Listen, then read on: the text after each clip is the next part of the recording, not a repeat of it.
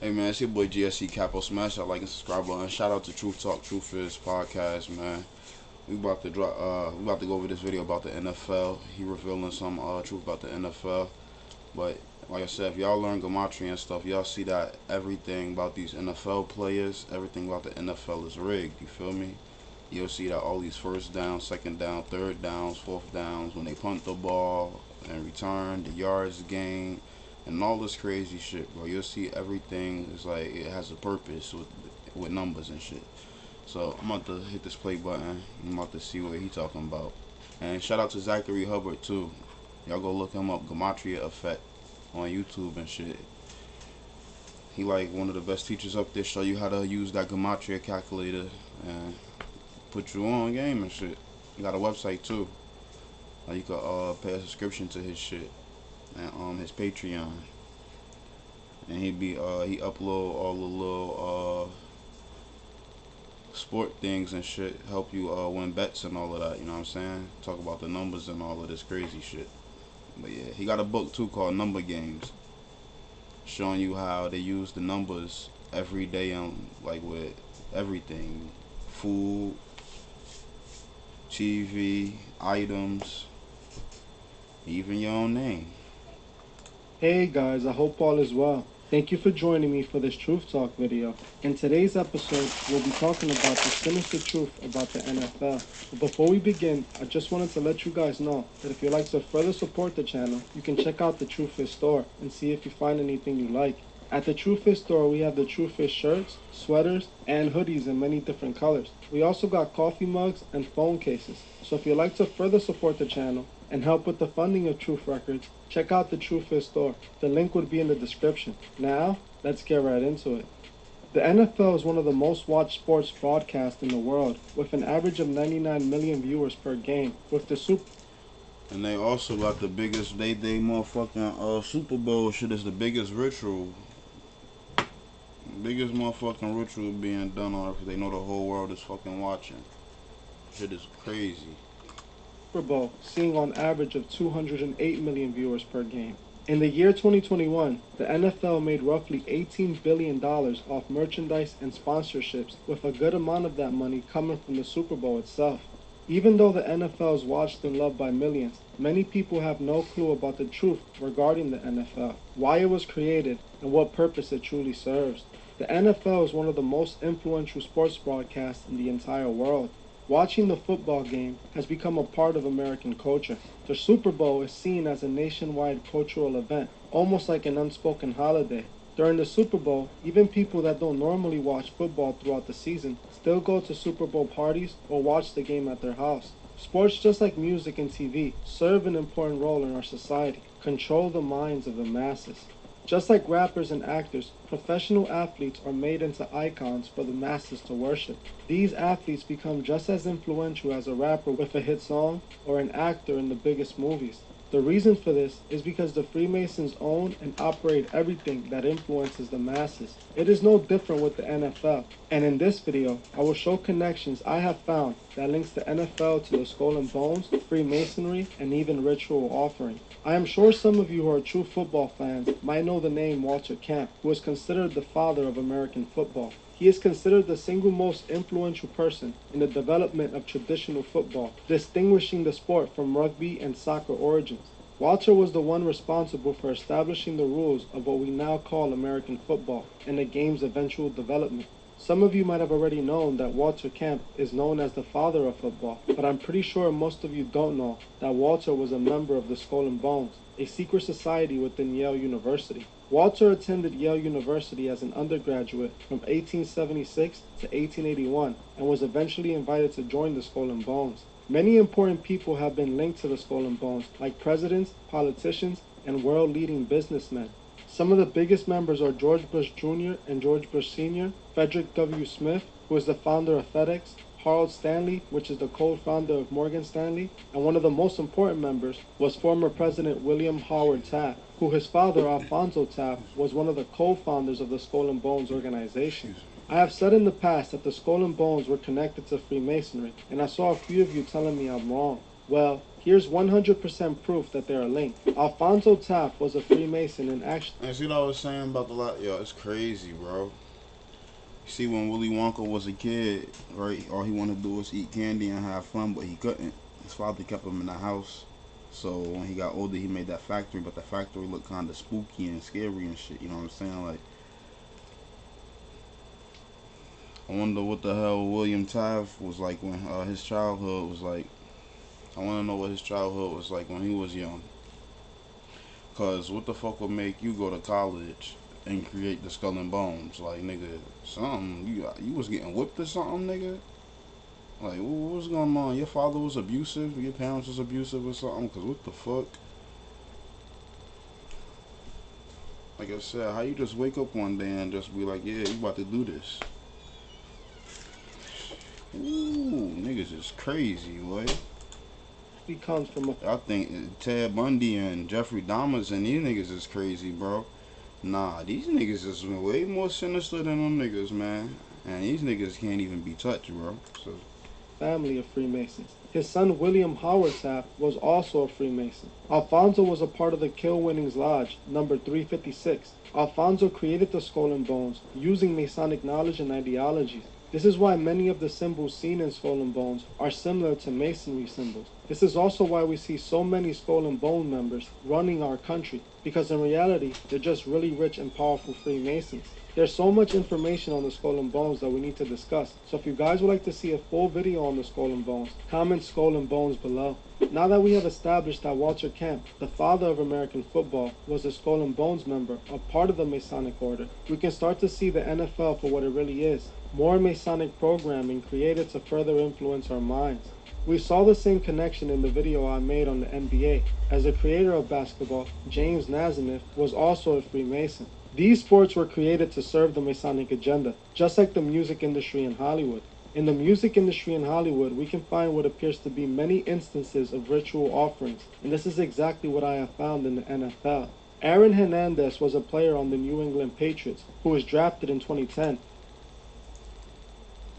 it's fucked up how they played with that nigga, bro. That shit pissed me off, man. I knew they was fucking up with fucking his mind up, bro. Like, they played a whole bunch of MK Ultra on him, man. He would play his final game on January 20th, 2013, as he would eventually get arrested for taking the life of Odin Lloyd. Fast forward 4 years later, Aaron Hernandez's body would end up being found in his cell with a very disturbing message. What was in Aaron Hernandez's final notes to his family? Good evening, everybody. I'm Ben Simino. And I'm Erica Taranto. Rest in peace to Aaron Hernandez, man. That shit was tragic, bro. Like, it's fucked up. So you know they set that nigga up and did shit, bro. Like, We're also learning exactly what Hernandez drew on the wall of his cell and what the correctional officer responsible for checking on prisoners told investigators. Investigative reporter Kathy Curran has it all. Kathy? And Erica and Ben, sources tell us that correction officer told investigators that he last saw Aaron Hernandez around 1 in the morning. And then when he went to check at 3 a.m., there was a sheet over the window of his cell door.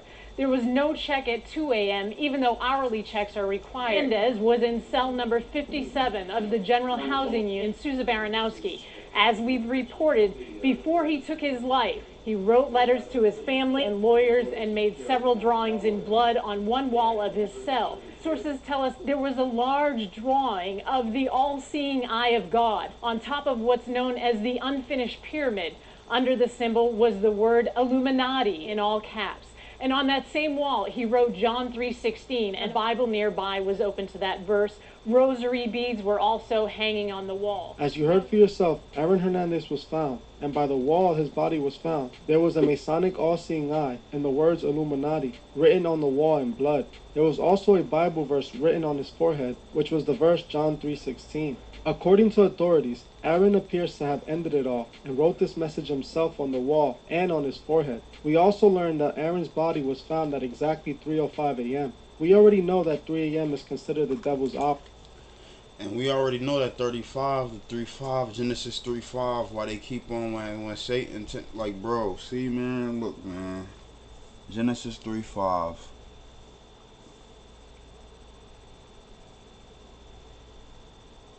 Bruh.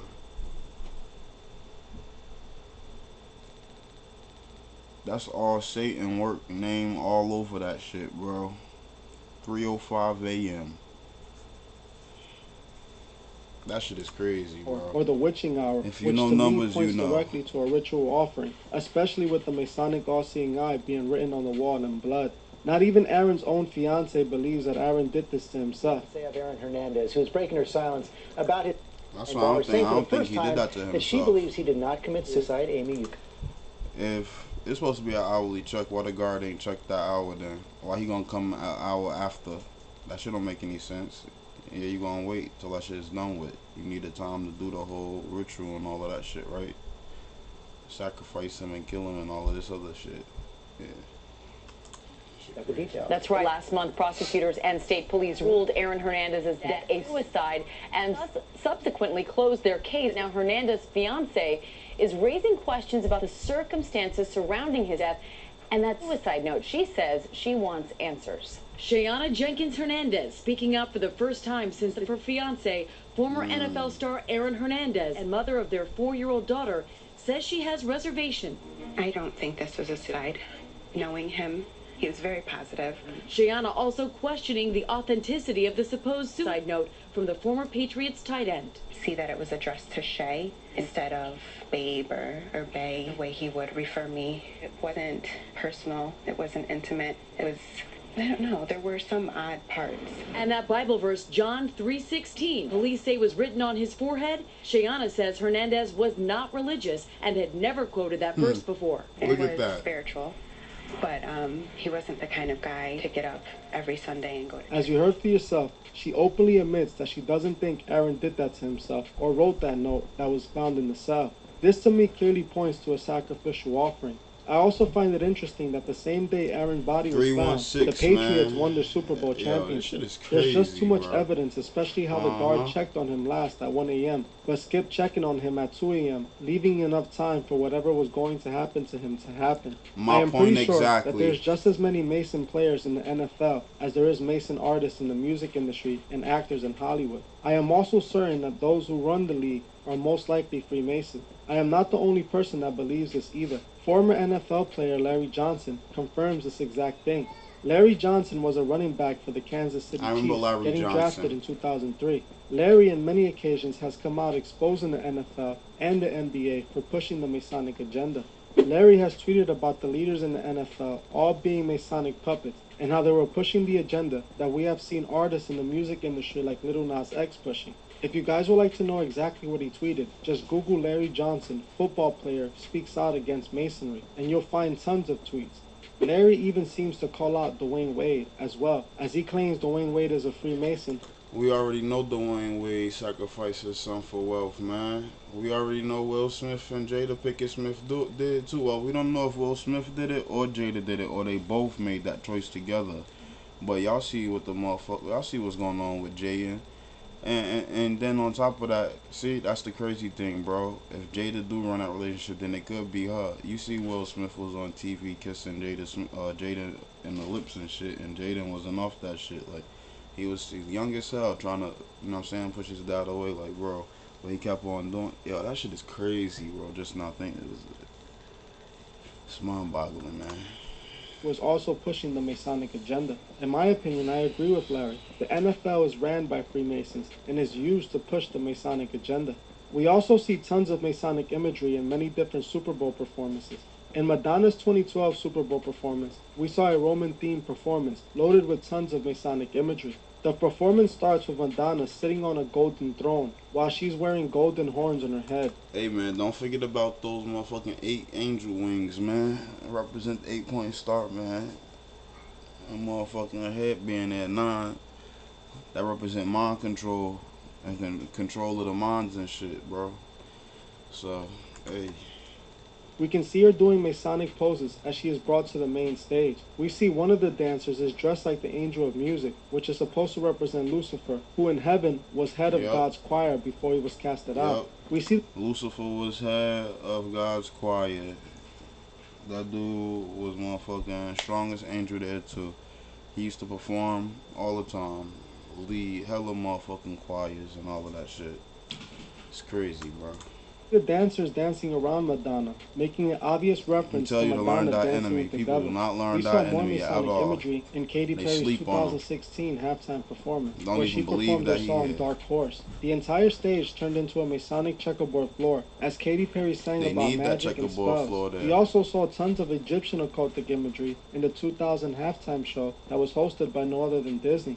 At the beginning of the performance, we saw Mickey Mouse casting a spell on the audience as tons of occultic With imagery the is 5 then point shown star to the up and the audience. 5 The point Weeknd's star halftime down. show Yeah, they was crazy. also very dark and telling, especially if you saw the breakdown I did on him. The performance is a continuation The of the red, story black, he and was white telling for with the the music Illuminati. videos from his After Hours album. The story that openly showed how the Weeknd sold his soul and was now a Masonic puppet being controlled by Lucifer.